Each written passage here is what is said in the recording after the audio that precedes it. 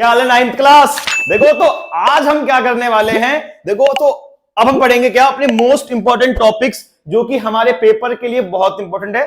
देखो जाए तो देखो सरकारी स्कूलों का पेपर अपना कब है, 25 तारीख को है मॉर्निंग शिफ्ट का, और 27 को किसका है, इवनिंग शिफ्ट का।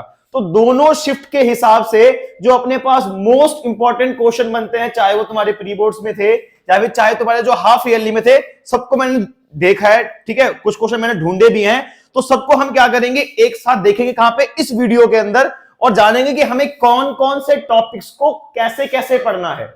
ठीक है, और कौन से टॉपिक अपने पास इंपॉर्टेंट हैं और पेपर में किस में से कैसे कैसे क्वेश्चन आ सकता है। चलो चालू करते हैं। ठीक है, तो अगर मैं बात करूं हर एक चैप्टर से, तो देखो सबसे पहले बात करें चैप्टर नंबर 1 के बारे में। चैप्टर 1 कौन सा है मेरे पास, that is matter in our surrounding. तो देखो इस चैप्टर में अपने पास इंपॉर्टेंट क्या है, सबसे पहला दैट इज डिफरेंस बिटवीन किस किस के बीच में, सॉलिड के बीच में डिफरेंस, लिक्विड के बीच में डिफरेंस और गैस के बीच में डिफरेंस। पहला पॉइंट तो ये देख लो कि सॉलिड लिक्विड गैस के बीच का डिफरेंस याद करना है। सेकंड क्या है, तो सेकंड है मेरे पास सब्लिमेशन। चाहे वो प्राइवेट स्कूल हो चाहे सरकारी स्कूल हो, दोनों के पॉइंट ऑफ व्यू से सब्लिमेशन बहुत इंपॉर्टेंट है, और इसके कम से कम 2 या 3 एग्जांपल। ठीक है, थर्ड क्या है मेरे पास, तो थर्ड है मेरे पास इवेपोरेशन। क्या, इवेपोरेशन, और इवेपोरेशन कैसे कूलिंग करता है। ठीक है, इवेपोरेशन और इवेपोरेशन कैसे कूलिंग करता है। इसमें देखोगे तो अपने पास बहुत सारे क्वेश्चंस हैं कि अगर मैं एक नेल पॉलिश रिमूवर को अपने हाथ में डालता हूं तो यहाँ पे ठंडा सा महसूस क्यों होता है। उसके अलावा हम गर्मियों के अंदर हाफ क्लोथ या फिर कॉटन क्लोथ क्यों पहनते हैं। एक मटका जो है वो पानी को ठंडा कैसे करता है। ठीक है, तो ये अपने पास बहुत सारे कंसेप्ट आते हैं किसके अकॉर्डिंग, इवेपोरेशन के अकॉर्डिंग, और इसके फैक्टर्स। ठीक है, किसी किसी पेपर में क्या पूछता है, वो पूछता है गिव रीजन। क्या पे से पूछेगा, गिव रीजन पूछेगा, किसके अकॉर्डिंग, प्रॉपर्टीज के अकॉर्डिंग। प्रॉपर्टीज के अकॉर्डिंग किसकी, चाहे वो प्रॉपर्टीज सॉलिड की हो, चाहे वो प्रॉपर्टीज लिक्विड की हो, या वो प्रॉपर्टीज किसकी हो, गैस की हो। जैसे कि क्वेश्चन, व्हाई अलमीरा is solid at room temperature, कि एक अलमारी जो है वो सॉलिड क्यों है रूम टेम्परेचर पे, रीजन बताओ। इसके अलावा अगर मैं एक स्पंज को ऐसे टाइट की प्रेस करता हूं और छोड़ता हूं, तो वो स्पंज जो है अपना शेप चेंज कर लेता है, वापस अपनी शेप में आ गया, बताओ वो सॉलिड कैसे है। एक रबर बैंड को स्ट्रेच करते हैं, छोड़ देते हैं, वापस से वो सॉलिड है। ऐसे कुछ क्वेश्चन जहां पे तुमको रीजन देना पड़ता है। ठीक है, और लास्ट मेरे पास पांचवा क्या है, दैट इज कैलकुलेशन। ठीक है, कैलकुलेशन किसकी, चाहे तो अगर मैं वो कन्वर्ट कर रहा हूं, क्या कैलकुलेशन में, क्या कन्वर्जन, क्या कन्वर्जन किसका, केल्विन से डिग्री सेल्सियस या फिर सेल्सियस से केल्विन के अंदर। तो ये अपने पास क्या है, 4-5 कुछ इंपॉर्टेंट टॉपिक्स है, इनको जरूर करके जाना अपने पेपर के लिए। तो ये तो हो गया चैप्टर 1 से। अब अगर बात करें चैप्टर नंबर 2 से, तो चैप्टर नंबर 2 क्या है मेरे पास, is metal around us pure. और इस चैप्टर के अंदर अपने पास सबसे पहला क्या है, दैट इज डिफरेंस। सबसे पहला क्या है मेरे पास, डिफरेंस। डिफरेंस किस किस के बीच में, एक तो होमोजीनियस मिक्सचर, एक होमोजीनियस मिक्सचर और एक हेट्रोजीनियस मिक्सचर। इसके अलावा क्या डिफरेंस किस किस के बीच में, सॉल्यूशन के बीच में, जिसको क्या बोलते हैं, ट्रू सॉल्यूशन, सस्पेंशन, और क्या होगा मेरे पास, सोल, जिसको हम क्या लोग बोलते हैं, कोलॉइड्स भी बोलते हैं। क्या बोलते हैं, कोलॉइड्स बोलते हैं। तो ये डिफरेंस अपने पास बहुत इंपॉर्टेंट है। तीसरा क्वेश्चन किसके ऊपर आता है मेरे पास, कॉन्सेंट्रेशन के ऊपर क्वेश्चन आएगा। किसके ऊपर, कॉन्सेंट्रेशन के ऊपर, कि मेरे पास सॉल्यूट है 40 ग्राम, सॉल्वेंट है 100 ग्राम, दोनों को मैंने मिलाया और बताओ मास ऑफ सॉल्यूट। ठीक है, कि जो सॉल्यूट है उसका परसेंटेज क्या होगा। तो कौन से क्वेश्चन, परसेंटेज वाले। कौन से क्वेश्चन, परसेंटेज वाले। ठीक है, mass by mass percent, mass by volume percent, volume by volume percent, ये वाले क्वेश्चन हमारे पास बहुत इंपॉर्टेंट है इस चैप्टर से। ठीक है, इसके अलावा देखें तो छोटी मोटी अपने पास डिफाइन भी आती है, जैसे कि डिफाइन सॉल्युबिलिटी, डिफाइन सॉल्युबिलिटी हो गया, डिफाइन एलॉय, एलॉय क्या होता है इसकी डिफाइन पूछ लेगा, या फिर तुमसे पूछ लेगा define saturated solution, define saturated solution, तो ये तुमसे डिफाइन पूछ लेगा। इसके अलावा अगर कोई पूछेगा 1 या 2 मार्क्स के अंदर, तो पूछ लेगा बताओ कि कौन सा फिजिकल चेंज है और कौन सा मेरे पास केमिकल चेंज है। तो फिजिकल चेंज और केमिकल चेंज वाले क्वेश्चंस को भी देखकर जाना। ठीक है, तो ये सब कहीं ना कहीं मेरे पास किसके हो गए, चैप्टर नंबर 2 से हो गए कुछ इंपॉर्टेंट टॉपिक्स। ठीक है, और ध्यान देना कि जो भी तुम चैप्टर कर रहे हो उसके अंदर एनसीईआरटी क्वेश्चंस मस्ट हैं। ठीक है, चाहे वो केमिस्ट्री के हो, चाहे फिजिक्स के हो, चाहे बायो के हो, एनसीईआरटी क्वेश्चंस को करना बहुत इंपॉर्टेंट है। पहले ही बता रहा हूं मैं, और बार बार कहूंगा, क्योंकि पेपर एनसीईआरटी के बाहर से कहीं नहीं आता। प्राइवेट स्कूल का पेपर है, स्कूल में बनता है, तो जो एनसीईआरटी है वहीं से वही क्वेश्चन आएंगे, तो एनसीईआरटी को एकदम ढंग से करना, 80 में से 70 मार्क्स कहीं नहीं जाएंगे, बड़े प्यार से आ जाएंगे। और अगर सरकारी स्कूल का पेपर है उनके लिए भी है कि एनसीईआरटी को अच्छे से कर लो और अपने कंसेप्ट बिल्ड कर लो। ये तो हो गए मेरे पास 2 चैप्टर। आगे देखो चैप्टर नंबर 3 के लिए, और चैप्टर नंबर 3 क्या है मेरे पास, दैट इज एटम। ठीक है, तो अगर तुम एटम देखते हो तो एटम में मेरे पास सबसे इंपॉर्टेंट क्या है, देखो तो देखो अगर बात करूं तो सबसे पहला क्या है मेरे पास, डाल्टन जी की atomic theory. It is Dalton atomic theory, Dalton ji की एटॉमिक थ्योरी। उसके अलावा क्या होगा मेरे पास, दैट इज मास निकालना।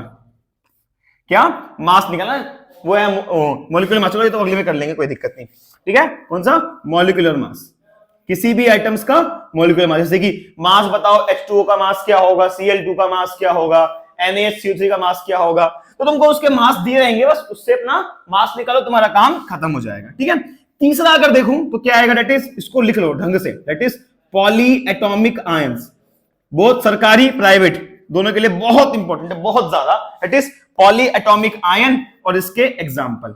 ठीक है, ऐसे तुम्हारे को देखने मिलेगा कुछ डिफाइन, जैसे कि define AMU, define atomic mass unit, define atomicity, है ना, define law of conservation of mass, law of conservation of mass.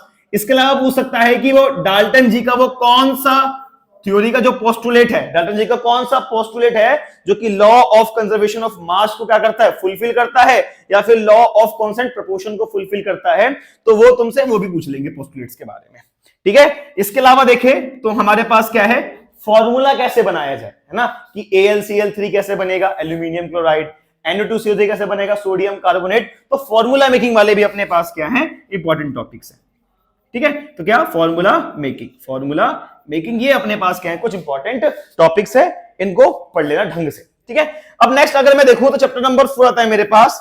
ठीक है, chapter number 4 that is structure of atom.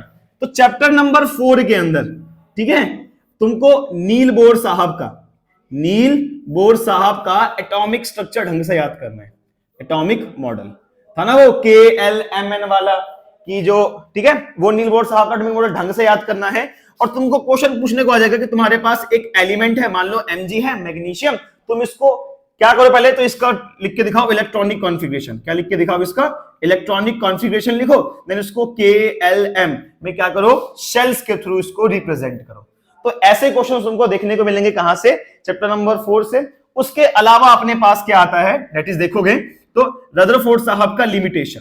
क्या, रदरफोर्ड साहब का लिमिटेशन, कि उनका एटॉमिक थ्योरी का लिमिटेशन क्या था। ठीक है, देन अगर देखें तो इसमें कुछ डिफाइंस हैं, जैसे कि डिफाइन वैलेंसी, वैलेंसी क्या होता है, ठीक है, डिफाइन वैलेंसी, डिफाइन आइसोटोप्स, ठीक है, डिफाइन आइसोबार्स, ये सब क्या होते हैं, एप्लीकेशंस क्या है आइसोटोप्स के, इसको रट जाना ढंग से, एप्लीकेशंस ऑफ आइसोटोप्स, आइसोटोप्स के एप्लीकेशंस क्या हैं, ये टॉपिक अपने पास इंपॉर्टेंट है। और अगर तुम अपने एनसीईआरटी के पीछे जाओगे ना, तो जो तुम्हारे पास चैप्टर नंबर 4 के अंदर जो बैक एक्सरसाइज है, उसके अंदर तुम्हारे पास देखोगे तो 2 क्वेश्चन है बैक एक्सरसाइज के अंदर। एक क्वेश्चन है ब्रोमीन वाला, एक क्वेश्चन कौन सा है, ब्रोमीन का परसेंट वाला क्वेश्चन है, और एक क्वेश्चन और है तुम्हारे पास क्लोरीन का, हाँ, एक है ब्रोमीन का, एक है क्लोरीन वाला क्वेश्चन। इसका तुमको दिया है परसेंटेज, तुमको निकालना है इसका एवरेज एटॉमिक मास वाला क्वेश्चन। इसको रट जाओ, इसको रट जाओ, जितने भी प्राइवेट स्कूल हैं इसको रट लो, कह रहा हूं रट, इसको रट लो भाई ढंग से। ये क्वेश्चन तुम्हें पेपर में देखने को मिलेगा, जहां पे तुमको क्या है, ब्रोमीन या क्लोरीन का एवरेज एटॉमिक मास निकालना है। ये 2 क्वेश्चन के सॉल्यूशन एकदम इजी वे में कैसे करना है, मैं तुमको एक वीडियो के अंदर सिखा दूंगा। ठीक है, तुम वीडियो इसके बाद चेकआउट कर लेना बढ़िया से। ठीक है, बट अगर देखो तो ये अपने पास कहीं ना कहीं कुछ इंपॉर्टेंट टॉपिक्स हैं, किसके लिए, अपने केमिस्ट्री के लिए, जो कि पेपर में बहुत इंपॉर्टेंट आ रहे हैं। अब कौन कौन से टॉपिक 100% आ सकते हैं, है ना, आपने भैया बोल तो दिया कि ये सब पढ़ना है, ये सब पढ़ लेंगे, बट कौन से टॉपिक 100% आ सकते हैं, सुनते रहो ध्यान से, कहीं लिखा तो लिख लो। सब्लिमेशन ढंग से, इवेपोरेशन ढंग से, डिफरेंस बिटवीन होमोजीनियस हेट्रोजीनियस, या difference between solution salt chlorides ढंग से, बढ़िया से एकदम। उसके अलावा एक क्वेश्चन कहां से, mass by mass percentage, solute ये है, सॉल्वेंट ये है, सॉल्यूशन बनेगा, बताओ सॉल्यूट का परसेंटेज क्या है और सॉल्वेंट का परसेंटेज क्या है, ये वाला क्वेश्चन। एक क्वेश्चन कहां से बनेगा, दैट इज जो डाल्टन की थ्योरी है, डाल्टन की थ्योरी से तुम्हें एक क्वेश्चन देखने को मिलेगा। और अगर किसी सेट में नहीं हुआ तो तुमको बोलेगा कि भाई मॉलिक्यूलर मास बना के दिखाओ। NaCl है, Na का मास ये है, Cl का मास ये है, बताओ इसका एटॉमिक, इसका मॉलिक्यूलर मास क्या होगा। या फिर Zn का मास ये है, CO का मास ये है, बताओ तुम्हारे पास एटम का मास क्या होगा ये। ठीक है, सरकारी स्कूल तुम भी सुन लो, फॉर्मूला कैसे बनाते हैं। फॉर्मूला बोलेगा कि तुम्हारे पास एक एलिमेंट है X, एलिमेंट X का एटॉमिक नंबर इतना है, ठीक है 12 है, बताओ उसका इलेक्ट्रॉनिक कोफिशिएंट करके दिखाओ, बताओ ये मेटल है कि नॉन मेटल है, बताओ इसकी वैलेंसी क्या होगी, ये कौन सा कंपाउंड फॉर्म करेगा। ऐसे वाले क्वेश्चंस बहुत आते हैं पेपर के अंदर। ठीक है, एक आधे क्वेश्चन की प्रैक्टिस करवा दूंगा जब ये वाले क्वेश्चन सॉल्व करेंगे तो। ठीक है, उसके अलावा चैप्टर नंबर 4 से क्या है, डिफाइन कैनाल रेज या फिर define atomicity, define valency, isotope, isobar, confirm आएगा पेपर के अंदर एक क्वेश्चन। ठीक है, उसके एप्लीकेशंस ये सब ढंग से कर लेना, और नील बोहर साहब का एटॉमिक स्ट्रक्चर का मॉडल, और साथ साथ में कैसे उन्होंने अपने एटम्स को अलग अलग ऑर्बिट्स के अंदर अरेंज किया था। ठीक है, इसको देखो, फिर बायो पे चलते हैं।